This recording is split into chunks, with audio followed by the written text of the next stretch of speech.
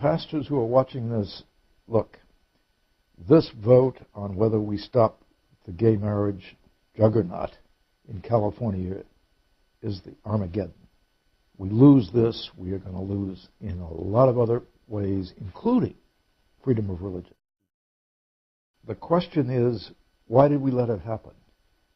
We let it happen as a church because we got content with recruitment, bringing in people, building big churches, having wonderful worship services.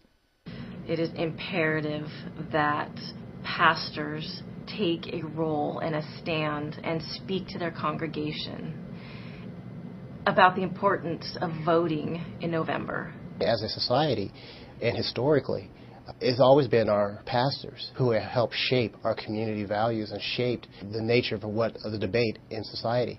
And we have moved away from that, and it's a tragic thing. We look at so much destruction in our communities and our families, and the church is silent.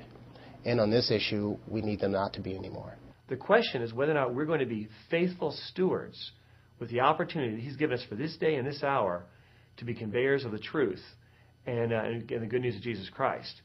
We have to be ready to speak, whether it's at the water cooler or down at the park or wherever this will be discussed, in ways that people that we're talking to can understand.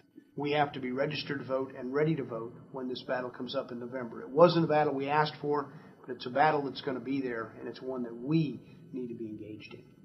This country, this state, we've been blessed with a democratic process.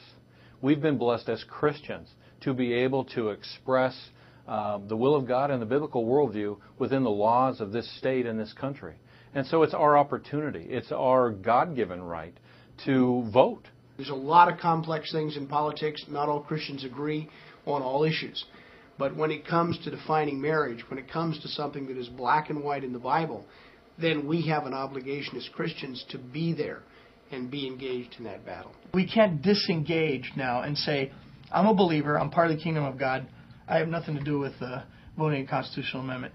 This has come to a point where it needs to be constitutionally amended so that the courts can't manipulate it anymore. When 4 individuals overruled 4.6 million people who voted for Prop 22 8 years ago, now we have the opportunity, as millions of people go to vote in November, to say to the Supreme Court, you're wrong, and the will of the people will succeed, will be victorious. The long-term answer is individual lives being changed and coming to Jesus Christ. But we need to remember that if we're not faithful to be responsible, to vote, and to speak up for those who can't, then it's only a matter of time before we will not have the freedom to share that good news and have lives and hearts changed. It's about preserving also the freedom and opportunity for the gospel to continue to flow out in the United States of America and impact the world. It was judges, not